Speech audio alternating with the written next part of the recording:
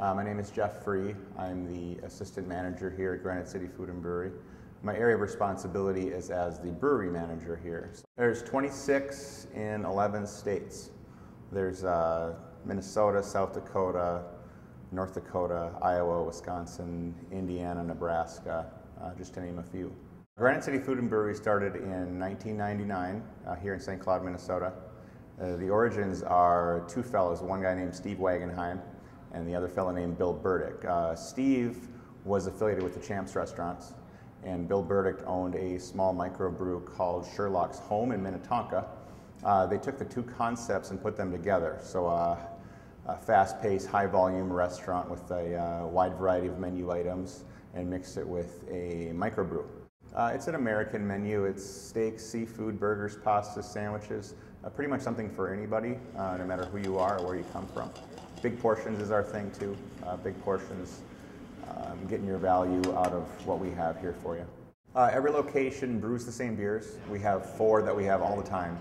We have a Northern Light. It's an American lager, typical to Bud Light, Miller Light, and Golden Light. We have a Brother Benning's Bock. It is a real smooth, dark German beer. It's lighter than it looks, and it's in the Killian's Red family. We have a pale ale. It's called the Duke of Wellington, and that's going to be similar to a Bass Ale or to a Summit Pale Ale. And we have a Guinness. We have a Stout, which is comparable to a Guinness. All of the locations have those same beers. We have 6 seasonal beers that we do on a rotating basis, but all 26 locations also have the same seasonal beers. We start our process in Ellsworth, Iowa. We have a central brewing location, and what they do there is they begin the brewing process. What they found is that the beer tasted differently here in St. Cloud than it did in Sioux Falls because the water content was different.